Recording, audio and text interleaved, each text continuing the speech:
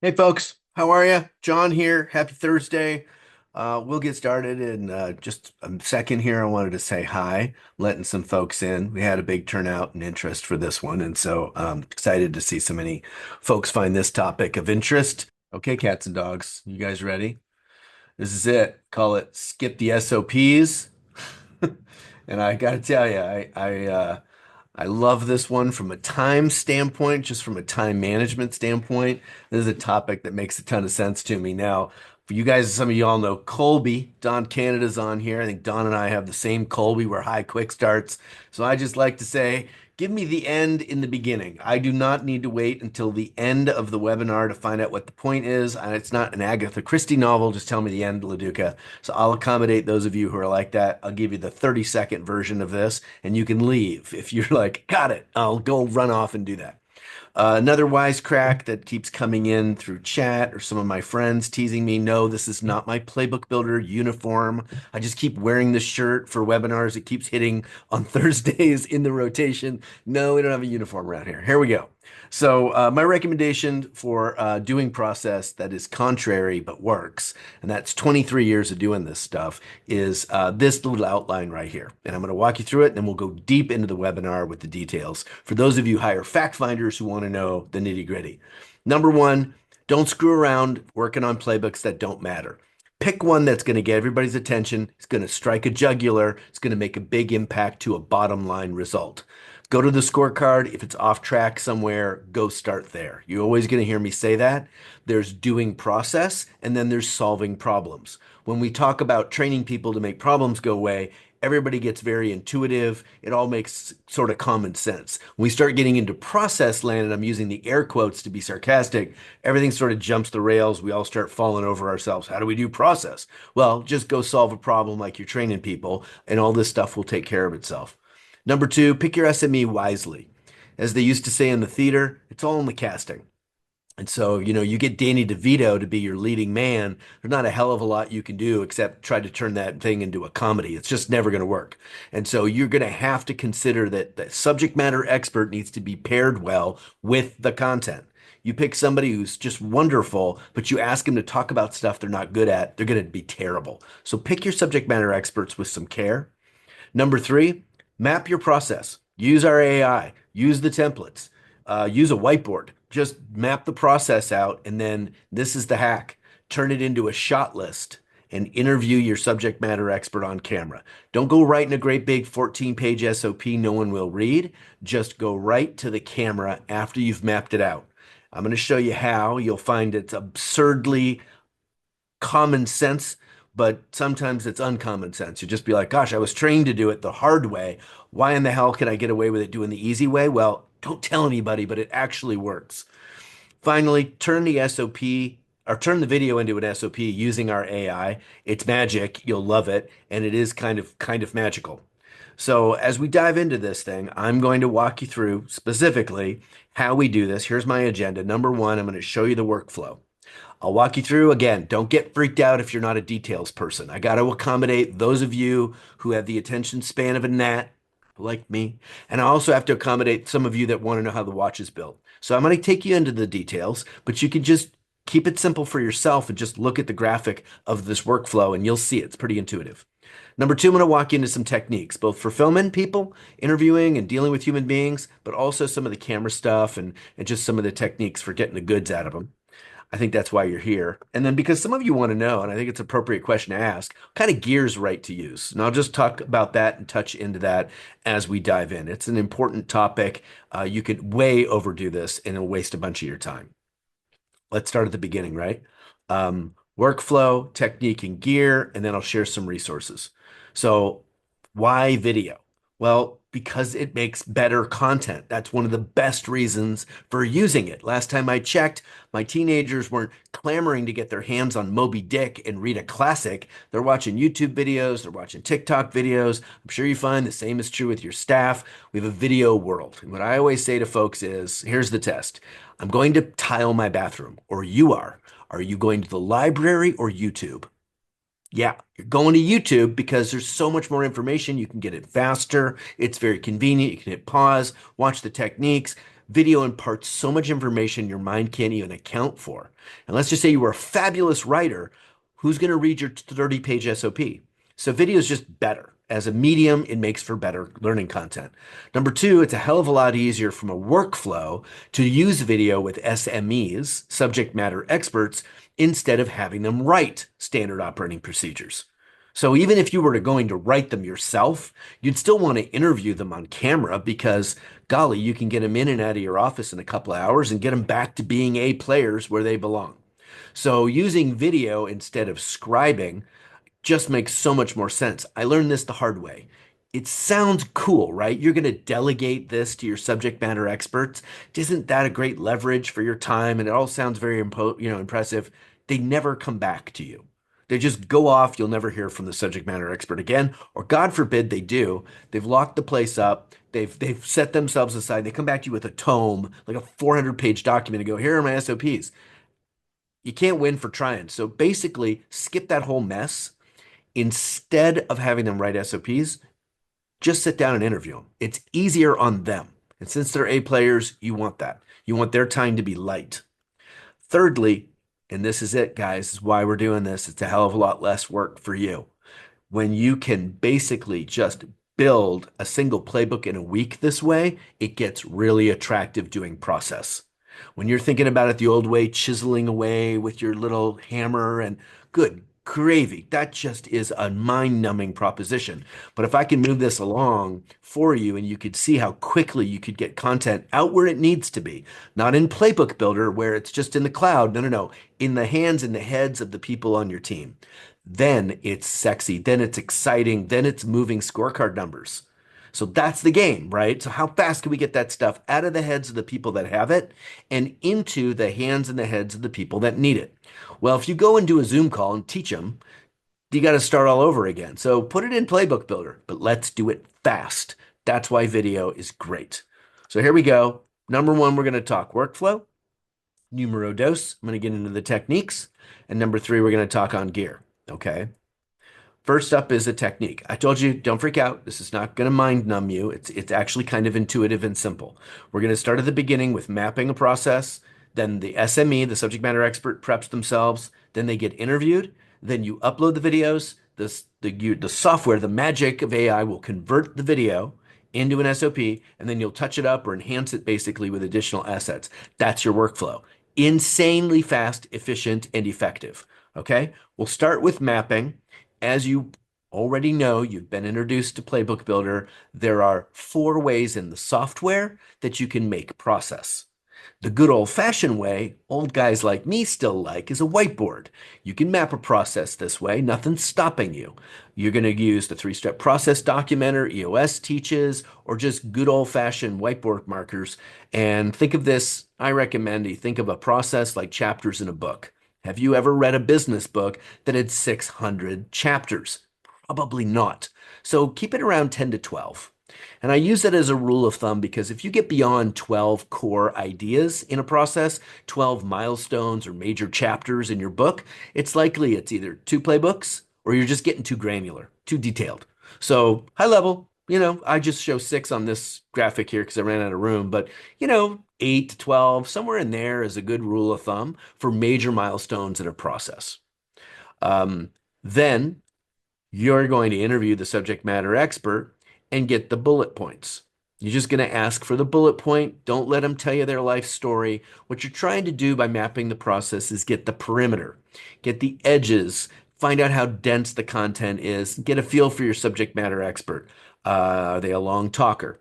Can they land the plane? Can they finish a point? Do they have ADD so bad they go off to a new idea before they finish the first one? Like, get a feel for your subject. It's kind of good to know who you're dealing with. If you're not mapping it this way and you want to cheat, and I encourage you to do so, you know that you can use the software for that purpose and it helps you. So there's 4 ways to make playbooks in the platform right now, and there'll be a fifth one coming soon. This one, I like a great deal because you can move pretty quickly. Just go grab a template that's already in the platform. There's a 2025 calendar, there's an admin role, COVID policy, EOS, finance department, HR. You can interview somebody on all these topics. You can also use your accountability chart. Go grab that sucker, drag it in here as a PDF, and the AI in our software will make a playbook for every seat on the accountability chart. Also helpful. Um, Someone's going to get muted, and I don't know who you are, but if I hear some background noise for one of you guys, it's nice to learn about what you're doing. There you go. Sorry about that. Um, AI can make them, and I like this as a workflow. And you can put anything you want in here. Let's do making beer, which is the silliest thing ever. But let's just say we're a brewery and didn't know how to do that. Okay, so we'd throw the first 80% draft in here. This is my preferred approach for using the AI. Do I think it's perfect? No, I would never insult your subject matter expert or any of you, but it's a good first draft, right? That's why we like using the AI. It gets us in the ballpark. If we're trying to make beer and we're starting at zero, or the person's like, I don't really know how to think about a process. My brain doesn't think that way. If we said, well, we start with malting and mashing and then boiling and fermentation and packaging, they go, actually, that's true. That's pretty much what we do. Or they'd say, it's not quite like that. Make some changes. Either way, you win. But what I find to be true is if I bring my SME in here and we start poking around, they'll get defensive, they'll get territorial. It's ideal. They start going, well, I don't soak that way. We do this and that. And they'll go in here and they'll say, let's make some small changes. All good. You just want them to nip and tuck until this document is pretty much in the ballpark. And then I'm going to show you a really great way to do this. So let's just say you were to work through this playbook, get it to where it needs to go. I said make a shot list, right? Watch this. This is making beer as a playbook. Go in here to all playbooks, find making beer. It'll be at the top of the list. Hit that thing as a PDF and Shazam. You got a shot list. Print this thing out and start interviewing. Barley selection, steeping, germination. Take them through the questions. Each one of these gets a video and you're making content. So that's a great hack for doing this. If we go back to my former presentation where I was talking about mapping it on a whiteboard or some other method, you're more than welcome to put this stuff into an Excel document. There are other things that you can do. But by and large, what you want to do after mapping it is you want to have a shot list. So you map it, export, and list the shots and give that to your subject matter expert. Why? Why not film them right away? Sometimes they don't know what they think. Sometimes they need to socialize this with another party. Sometimes their brains are slower than you'd like them to be, and they can't form words or shape ideas yet. Sometimes they need to show you stuff, and it's not ready to be shown. And so I was on the phone with some wonderful folks. They do property management, and they want to be able to show how to get a property unit turned over for a new tenant. Well, we got to go into a cruddy old unit and figure out how to patch holes and drywall. And they're going to do some of those videos. Well, we got to find a unit that's ready. So what's neat is when you map it out first, gives everybody an opportunity to think about it, get clarity. Then you're going to give them the shot list. Then you're going to go move forward into filming. Once in a while, you're going to get somebody who's terrified to do this. They're not great with their words and they'd like some help. I've got a tool I'm going to share with you. It's a thinking tool for the subject matter expert. If there are some videos they're not super comfortable with, they can kind of chart out how they want to do that video. I'll tell you what, you get salespeople, they don't need this. You get most folks, give them a glass of wine, they'll just shoot from the hip, they'll do great. But every once in a while, you'll get some wonderful person that you care about who's good at what they do, and they can't make a damn video. They just get tongue-tied, they lose their train of thought, they're uncertain and uncomfortable, and the last thing you want is for them to be embarrassed. It's not kind. So, to make them look good, give them a tool like this, they can think through their thoughts. This is where they write down key concepts. They'll go in here and just kind of write the opening so they know they're going to start the video and then some main points and then how they're going to close it. Helpful for them because they need to land the plane. This looks a hell of a lot like my 11-year-old daughter's little piece of paper for her to write an English paper. And guess what? It's exactly the same format. You got your main concepts, you're going to have an opening, main points, and a close. It's pretty simplistic, but it helps them if they're the kind of person who needs structure. I've sat with subject matter experts who had a stack of these, one for every video, and they held on to them like a blanket. Not a problem. Okay, you just want them to be confident and comfortable. You are going to adjust, but it's easy.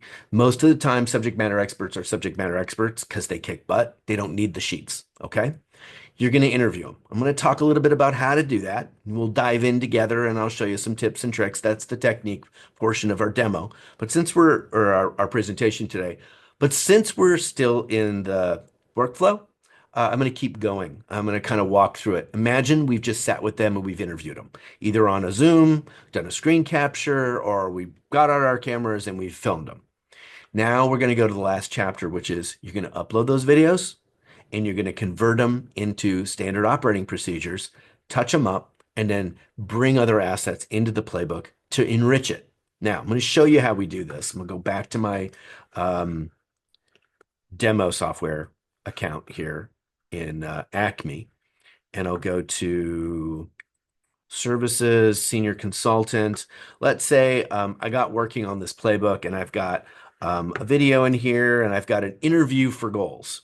So I've gone in, I went to video, I uploaded this video, I wait for it to convert, and then I hit this magic button here. What's going to happen is this is relatively new feature in the platform and it still blows my mind. Playbook Builder's AI is going to read that video.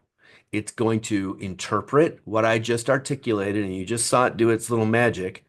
It's now outlined what I said in the video. Now watch how cool. You got me teaching. Hey, I'm going to show you how to interview a customer for their goals. So it's super important that you ask these questions in this order and you really listen to the details. First question you're going to ask is, what would have to have happened in the next 3 years? So I've got the whole bloody thing in here, right? Well, the AI interpreted, it read the transcript essentially, it whisked through the transcription of the video, and then it synthesized it with the AI to convert it into a standard operating procedure.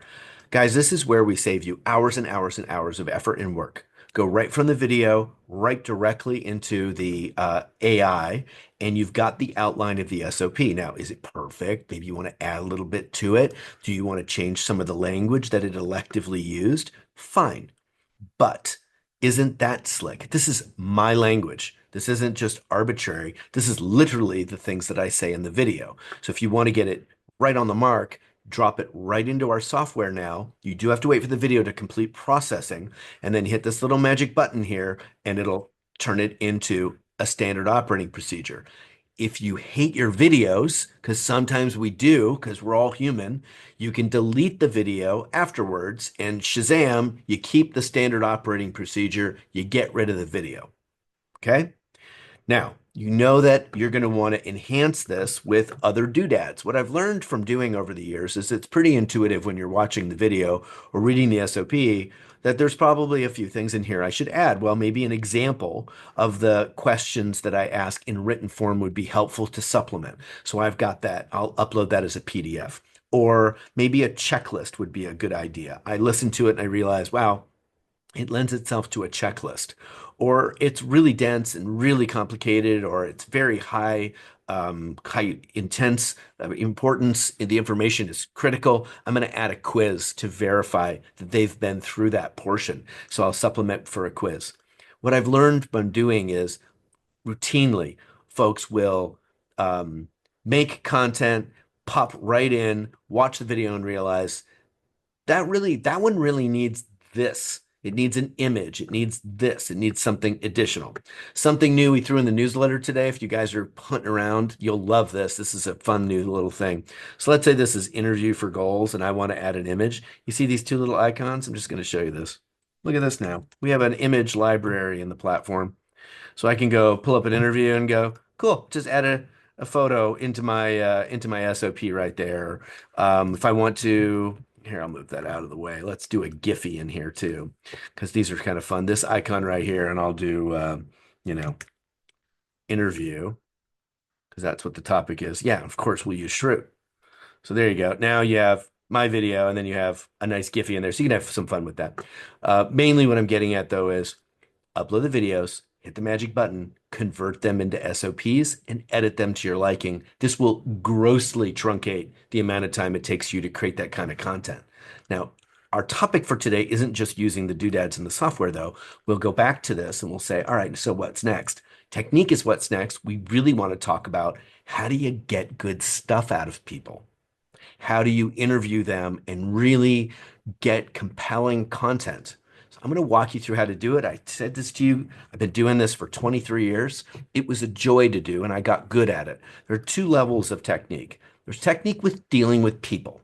And that's a crucial component because this is social. You're going to put videos of an employee or a team member out to their peers, and we have to be very courteous and very careful about doing that well. We want to make sure they show well. We want to make sure they are proud. Then they create great content that is good for content for learning.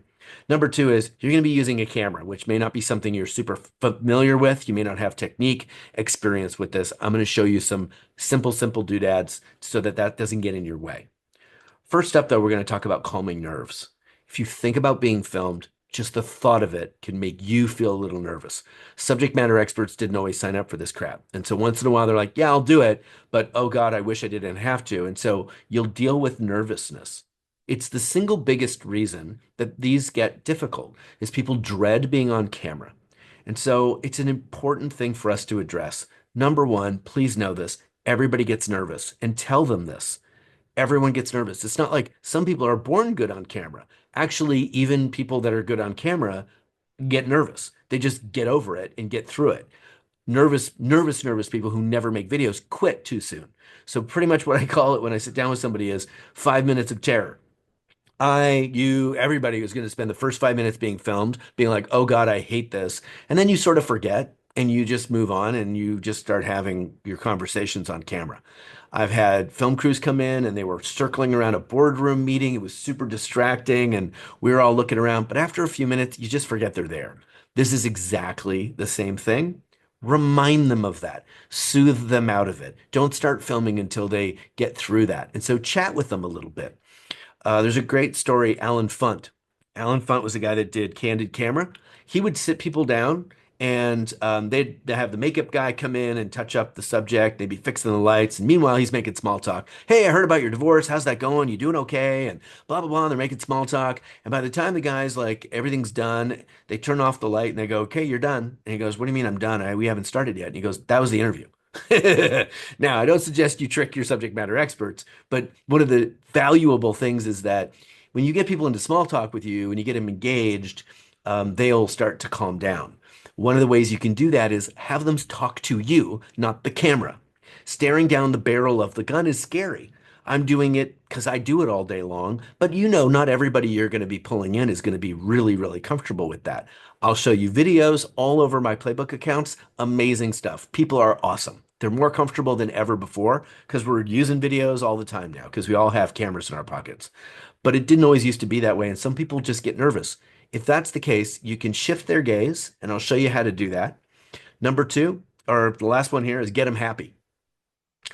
The brain, the body and the brain kind of, switch in terms of who's in charge. And one of the things you can do is if you get somebody laughing, it tells the brain, oh, I guess it's not that, I'm not in that much danger. So if you get them to smile, literally the smiling muscles tell the brain, I guess you're not going to die because you wouldn't be smiling. Or if you get them to laugh or get them to talk about their kids or share something, I usually just warm them up with some chit chat while I'm fussing over them, just because they're moving through that freak out arc while we're setting up the camera and chatting.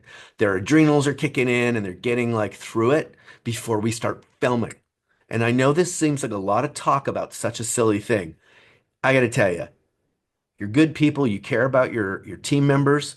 You cannot put somebody out there in Playbook Builder that is like burgundy, bright red, terrified, stumbling over their words, look like a jackass. It's not a kind thing to do, and it won't work. So you just need good videos. So you want to work with them and make them really strong. In fact, it's such a gift to show them to the team, like, wow, you're so awesome. So work with the person you're there with, serve them, care for them so that they show up well. Okay. Like I said earlier, you can shift their gaze. One of the things that I will do is over here on option one, sometimes I would just shift myself over here and just tell them, just talk to me. Forget about the camera, just talk to me. If it was really serious, we'd do it like a documentary. I'd go to option two, I'd move all the way over and let them just like on a three quarter profile. So they're not like staring at the camera because they sometimes, some folks who get really nervous forget their questions. The best technique, though, is when you get that shot list, you hold it, they hold it. Then, if they get comfortable, they can set theirs down and you can be the guide. You'll remember the bullet points they want to hit. You'll remind them of topics. And the best part about this is it's a conversation, you're just filming it. They're not making videos like Shakespeare, they're talking through what they do. So it's okay if your voice is on camera. That's my particular opinion. Who cares, right? These aren't formal training videos like it's hello and welcome. I mean, you're not doing that stuff. These are like conversations you're capturing. So it's okay. And what it does is it ruptures the formalities that they don't have to feel like they're memorizing. That's crucial. Just get them to talk to you. Get them to talk to you like you're just colleagues gabbing. So shift their gaze if they're really nervous. Get them to not have to stare at the camera. Get them to talk to you. It'll look close to being the same, or you can move all the way over here on the example number two and have it shot like a documentary where they're just talking to you. All right, now let's dig deeper into the interview. So now we're talking about nerves, we're getting somebody settled in, but now let's just pretend we're there, or you got somebody that wasn't nervous in the first place. You need to get good content out of them. The magic of video is that you're going to go deeper than what you'd get on an SOP, right? You're going to get the nitty gritty. You're going to get the juicy details. You're going to get those rich stories. Having grandma teach you how to make a pie in her kitchen is a whole education about family values and what your mom was like when she was a little girl and what that building used to be back in the 60s across the street. We used to get apples there, but you can't anymore. All of that is like a full stack of apprenticeship. They're enculturating you while they're teaching you a discrete activity. So you don't care if they hit the bullet points. I mean, you do, but you want them to get off into the wilderness just a little bit. Apprenticeship is richer than an SOP. It's simply time consuming. But if we film it, put it into Playbook Builder, then all that stuff is accessible to the learner and you want it. So let's talk about digging in. Number one, it seems dumb, but it's true. Asking to ask is not the same thing as asking to understand. When you really want to know, like you just ask better questions. If you're just sitting there like, I've seen it. All right, next question, blah, blah, blah. All right, next question. Like that's not very helpful. Your job is to engage them. So trust yourself. If you don't understand what the hell they're talking about, go ahead and keep asking questions. You're likely representing the person who has those questions, who's going to work for that person or is on the team going, I don't know what he's talking about. Trust yourself. You're smart. Ask him better questions. Go, what the heck are you talking about? Slow down, slow down. Take me through that one more time. Now, what do you do? And remind them because sometimes they get on autopilot, sometimes they're nervous, or what we call curse of knowledge. They've been doing it so long they don't even know what the hell how to do it anymore. They're just in autopilot mode. Your hands are moving and they're not explaining. So trust yourself and dig. Ask them to understand. Don't get off a call or a video without really knowing what they're doing. And in fact, I say why they're doing it. So ask them how, and you can make a separate video or ask them in the midst of it. And why do you do it that way? Challenge them. It's okay. Sometimes you get really great responses when you get somebody off their, a little destabilized. You're like, why do you do it that way? Well, and then they launch into something really insightful. Or they really show you like a small detail that, like, oh, you see that right there? If that gets wibbly, the whole building blows up. Something like that is like, wow, there's a weirdness in people's brains, and it's the same distinction when they're writing SOPs. There's like this silly writing an SOP brain, and then there's the coaching, mentoring, teaching brain. This brain, this engineering, writing an SOP brain, is very clinical. It's very antiseptic. It doesn't have a lot of juice in it, not a lot of interest. There's not a lot of language. They're not really fun to watch. They're just very clinical. This person over here, this brain, when they're teaching, is talking and engaging and sharing and mentoring. That's the stuff we want to capture on video, right? Otherwise, why make a video? So, what you want to do is get them to engage with you like they're really having a conversation. So, really have a conversation, really ask them questions, ask them hard questions, challenge their way they're doing it. Well, I don't understand why you do it that way. Wouldn't it be faster to do that way? They go, oh, no, no, no. You ruined the whole pie doing that. I learned how to do it this way because of this. And if you do, I tried it one time and that's why I don't do it that way anymore. You get great stuff out of them. Ever do it wrong? That's kind of where I just went. Sometimes we learn more with our mistakes. Subject matter experts aren't autopilots. They're not robots. They probably learned by doing. They've been around a long time. The best thing you can get out of a subject matter expert is like, I lost this finger back in 88. You know why? Because I tried doing it without closing the thing before I turned it on. That stuff is sticky learning. You really want that stuff. So engage them with the interviews. Don't just turn the camera on and go, all right, question number one, and just sit there. They don't need that from you. What they need is an active, curious, engaged participant in the interviews. Finally, last question. Hey, what's the secret? Like, is there a thing that I should know? And sometimes that question gets them like, Yeah, I'm not seeing it done well by these younger people. And I think it's because of this. Sometimes they've been thinking about that. It's like somewhere in the back of their head, and you ask them a question like, what's the secret to doing this well? Or what's the one thing that makes this work? Or something that gets them into a very narrow focus, and you will unlock sometimes a lot of wisdom. That's where it really lives. Grandma, why do you add cold water to the pie dough instead of just room temperature? Why does it have to be cold? And you get a lecture about pie dough. And you don't know what she's got there rattling in her head. Here's why. She doesn't know. Until it gets jogged loose by being in her mind, in the room, in the activity, until she's there, she may not even know that there is a technique that's that specific. If you want to think about this like a Maslow's hierarchy, there's like basic crap in an SOP. Then there's this golden area of like real genius that they only think about at midnight or when they're doing the work and it flits away and they forget about it.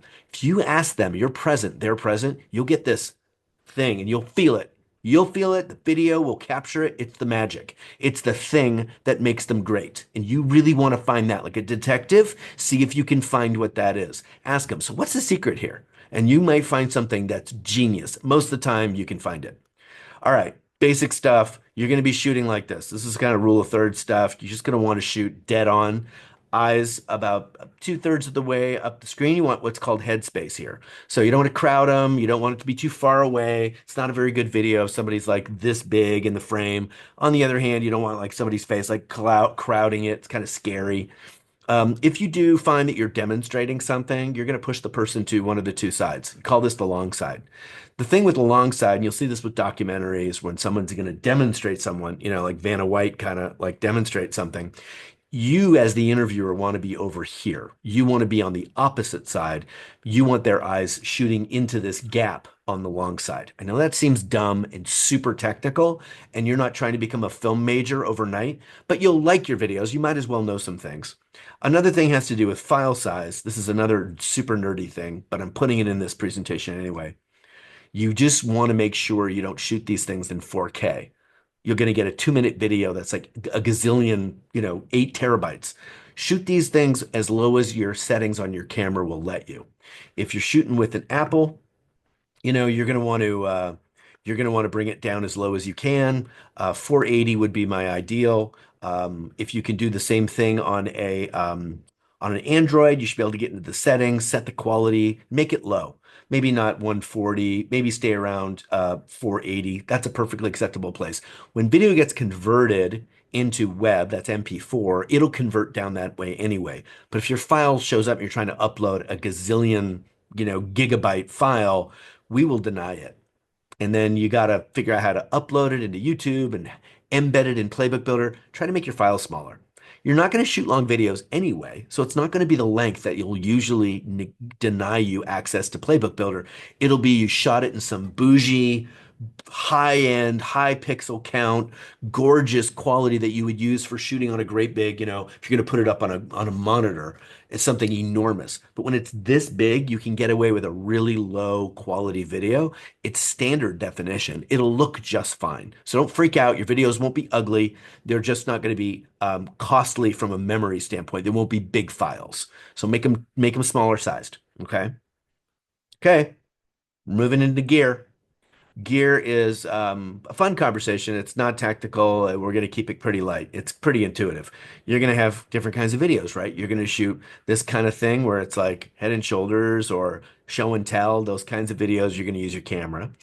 You're going to have interviews, sometimes remote and head and shoulders stuff can be done on a Zoom or some other medium. And then there's going to be screen capture videos. We're primarily going to talk about option number one today and get into some of the details with that, but it's pretty intuitive, you guys. You're all very smart. If you're shooting a software, you want a screen capture. It's 2025. I do get into your accounts and I do see that once in a while you guys are making screen capture photos and then putting the text next to them. Come on now, make a screen capture. I know that that seems like a lot of trouble. It's a heck of a lot easier than making those screen pictures like it's the 90s. Just make a screen video, narrate it. If it's an equipment, that's a show and tell, right? That's you're going to bring the camera out in the field. Maybe with the tripod, maybe not, but you're gonna have a mic on somebody, and I'll show you what kind, and they're gonna be demonstrating. That's gonna be right out in the field. Soft skill, sales, overcoming obstacles, dealing with people, anything like that. You're probably gonna want head and shoulders, see the face, hear the voice clearly. This one's in kind of a gray zone, a concept or a workflow. Once in a while, and it'll happen, you're trying to teach something that's like really complex. And so what I recommend you do in that case is you do what I'm doing. You build a PowerPoint presentation and make a video of the person walking through the PowerPoint. So if it's a lot of constructs, it's a lot of details, and it's going to flip-flop back and forth between visuals, sometimes it's best to make a PowerPoint and have them narrate it, okay? And they'll just walk through it, maybe with you sitting there so they have someone to talk to and teach.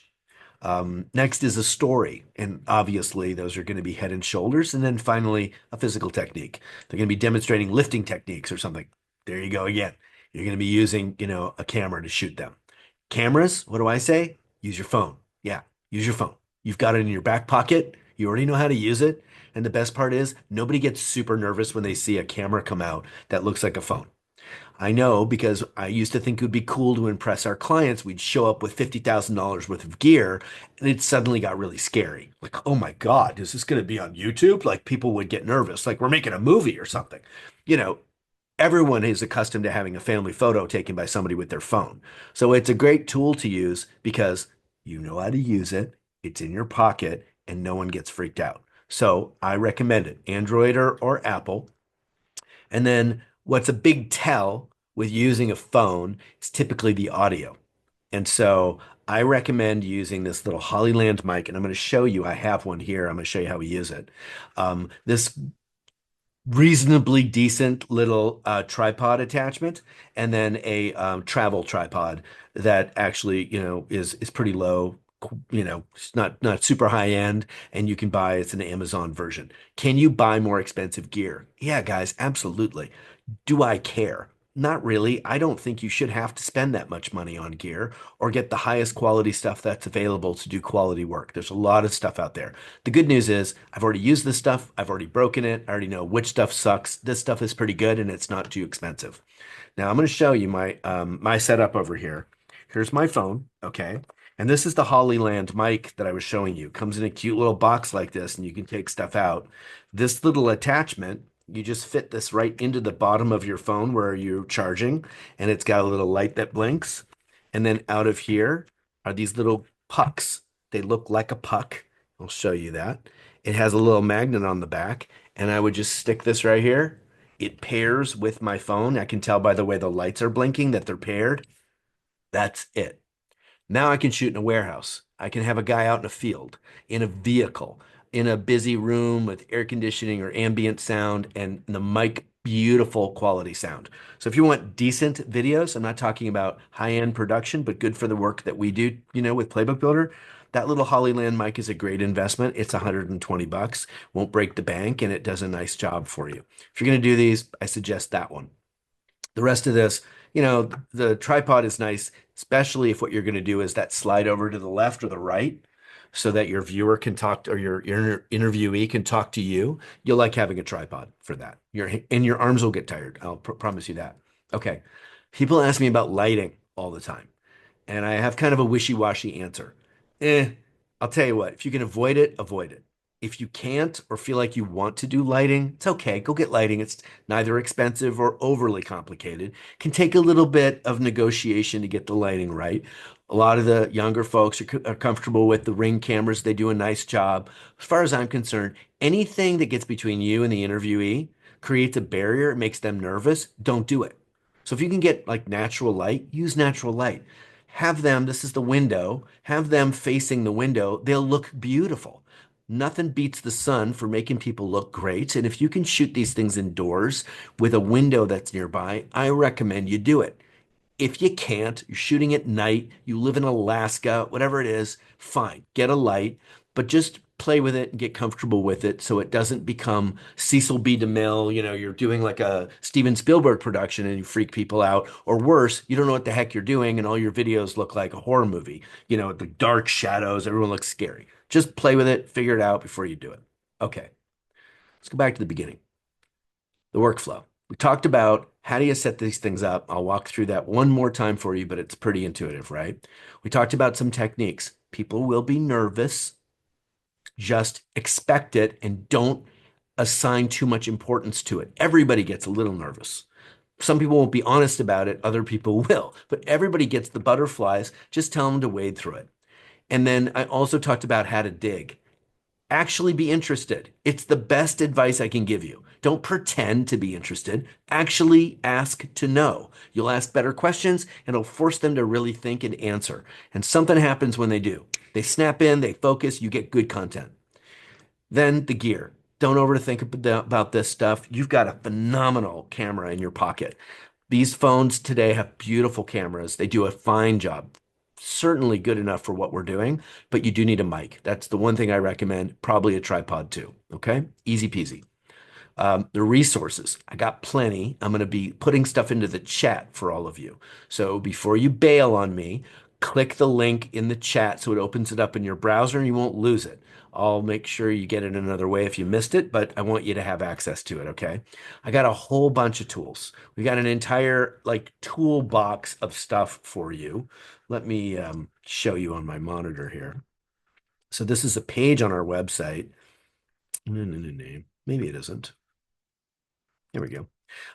It's playbookbuilder.com/playbook builder tools. And I'll put that link in here for you. But there's all kinds of stuff in here. There's subject matter expert interviewing guide. So you can actually, think through like how do you help your subject matter expert get ready to be interviewed? There's the selection guide. Who's a good subject matter expert? It's kind of a good and important thing to ask yourself who's going to be the person. If you're thinking about this for a big company, sometimes it's political, so you want to think it through. The scripting tool I showed you, there's a filming guide in here. I mean, there's just tons of IP. We've been doing this a long time and we really know what we're talking about. And so, jump in there. I'll make that accessible to you. Hold on a second. So I'm gonna put the link in there for those tools. And then I'm also, hold on. I'm gonna turn this over for Q&A at the end. But yeah, I want you to see that.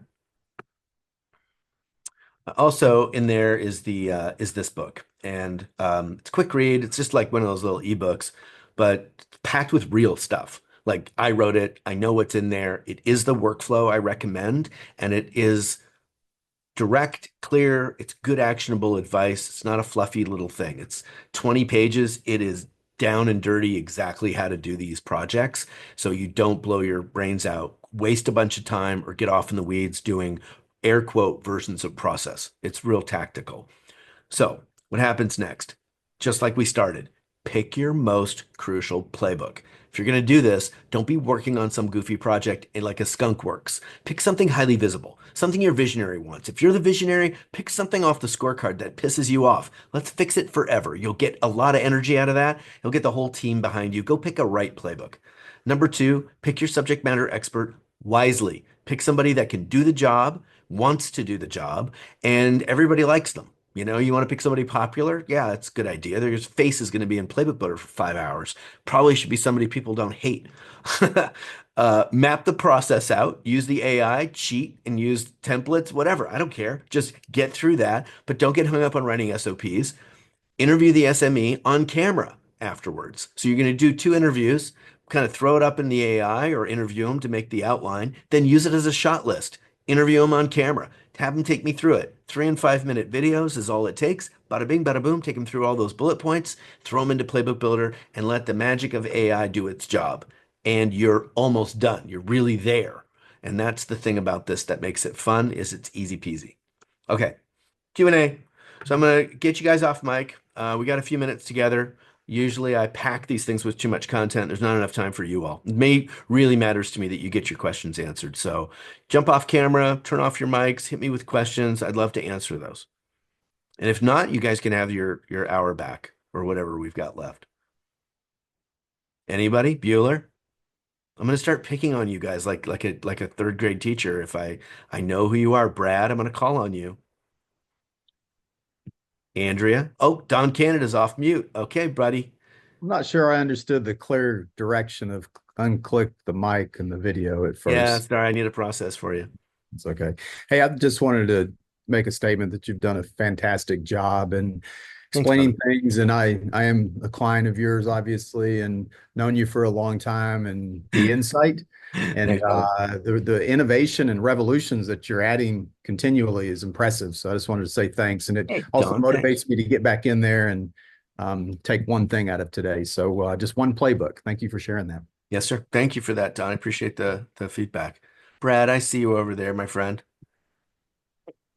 Like your shirt, you going hunting? What are you doing? It's it's my tech startup shirt. Tech startup shirt. Can I answer a question for you? Um, I think you covered most of what I was curious about.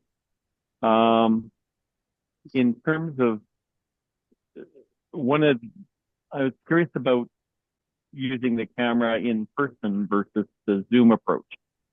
Um, Depending on where your subject matter is located. Do you have any recommendations for if you're recording an interview, a subject matter expert remotely? Broad question. So let me narrow it down with you. Do you mean in terms of style of interview? Do you mean suitability, which circumstances dictate it? Or do you mean technology questions like which platforms are best and things like that? Yeah. Okay. So first up, Head and Shoulders, high EQ stuff can absolutely be done on a Zoom. So can screen sharing stuff. So somebody can walk through a software and explain it and you record it. If you just saw me do it, I could stick this thing in Playbook Builder. So you could do stuff like that.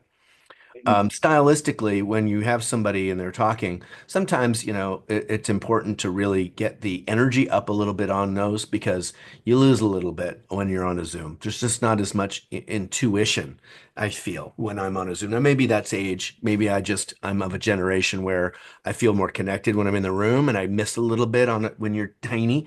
But Mhm. I'm a little bit more premeditated for my Zoom interviews than I would be kind of feeling the moment when I'm in the room with someone.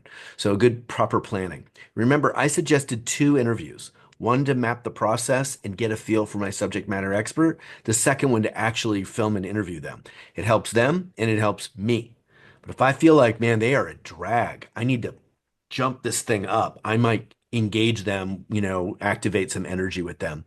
And finally, from a technology standpoint, I like Zoom because I know it, but I certainly know there are some better softwares for doing screen capture. Riverside has caught a lot of people's attention. It does a beautiful job for podcast kind of stuff. It does a good job. I'm not able to speak to it, but a lot of my clients do it. I've gone on podcasts where they were using Riverside, and we did some interviews. Some of the guys on my team were using Riverside to do subject matter expert interviews back during COVID. So if you want to look into that one, it's a nice platform. Zoom's a little limited, I suppose, but Riverside does a quality job. Does that help you? Yeah, I guess the last thing I wanted to touch on is that I'd read some articles in regard to video content. And one of the articles I read, and I just wanted to get your opinion on it, talks about sometimes it's more genuine and more effective if you're not doing the $50,000 rig video recording. That this more basic, use your camera, that kind of thing, can actually come across as more genuine and from a time cost benefit perspective, way bigger return than Yeah. trying to make it into a huge production. Brad, I come from a generation where, you spend 5 grand for the film crew to come in, they make 3 videos in front of the bookcase. And there's a bunch of barriers with that. We know it's formal. We know it was scripted. We know it was probably either a green screen, but there's probably a teleprompter. But isn't it interesting that the videos we see on YouTube and on social media platforms that seem raw, unscripted, this person's being really transparent, don't those guys build more of an affinity with the person? Well, if you're building I'm sorry, if you're building content that's a product, you're probably gonna have to up the quality of the video. Post-production can help with that. But if you ask me, for 90% of the people watching this video, making content for internal training, they want it to be casual, cost effective, and spontaneous. They want to be able to catch the, things that are happening all the time and not feel so hemmed in to basically have to like formalize this thing with like, let's go to the studio and make a 5 minute video. Like, good grief. How about I make a video like right here while we're talking? That has changed the speed at which content can get created, the immediacy is more relevant then, and then the adoption goes up. So if my game plan, all I care about for you people is that your learners are engaging the content, any of the tools in the toolbox we can exploit to make that happen are good to use, right? So if it's speedy, that means it's topical, you can get it right out. Rad, that's fantastic. If it feels raw and authentic and it doesn't feel stuffy and formal, great. That's going to help with engagement. And moreover, if it's just basically like a workflow you can incorporate, you're more inclined to do it instead of waiting for like quarterly updates. You could do it on a Wednesday in your basement. Throw on a shirt, make a video instead of like, oh my God, I have to set up time and bring in the cameras and get the green screen lights. I just saw it as a big encumbrance. But it's happened over our generation. Like just a few years ago, that wasn't the case, so it's become more casual. I think social media has kind of asked for us to be vulnerable and transparent, and we're all craving to know, like, what's the man behind the formality really like and really think. And sometimes even for training videos, that's really where it's at, is raw and real. Victoria, thanks for waiting. I see your hand. What do you got, sister? I love your questions. They're always good ones. And Brad, good to see you. Um, so I'm pretty far along in the process now, and You're a rock star. appreciate I appreciate all your newer updates that I got today. So I'm going to check those out. So for me in IT space, I am dealing with subject matter experts that have a busy job to do. So I've kind of come up with a hybrid version to interview these subject matter experts prior to them creating these videos for our processes. So Yep. just want to make sure that I think I'm doing it right for us, because I would love to do some pre-planning. I'm going to be doing some videos with our sales team soon, Yep. but it's not as mapped out the same way, but I think I am going in the right direction. And you can check my playbooks. But that's Okay. what I've been doing. Screen capturing. Love the content generator, using that, and made some quizzes, added some checklists now. I'm not down to the QR code, but I'm about to get there. Right on, girl. So I'm they're throwing those things out at the executive level. We need a so and so, and I'll say, okay, when you need that by. And because it's an empty box and we're growing exponentially, as you know, Yep. they're requesting stuff like on the fly that they want right now. So Yep. I think I'm still in the right lane, even though I had to tweak the process. But I can see how sitting down maybe with the sales staff to do a little more pre-interviewing and mapping that out, which I am going to be doing hopefully soon. So I just want to make sure, is my mind right? I think it is. Yeah. So what I learned was this. So my job was interviewing top 1% income earners, 25, 30-year industry veterans. They didn't know what they knew. Mhm. So a lot of behind this is the fact that you got to provoke clarity out of them. You have to antagonize it out of them. So just setting them up with a camera and saying, go make a video. I'll tell you what you're going to get. You're going to get what they think they know. Blah, blah, blah, blah, blah, blah, blah, blah, blah. Those are not very good videos to watch. In fact, there's no reason to make a video if that's what you're going to get. That is not a video I would need to watch. I could just flip and read it, right? The video I want to watch is where grandma starts to tear up about the old days. That's the video while she's making the pie. You can't put a price tag on that video. So by you interviewing them and playing stupid, man, does it ever get them?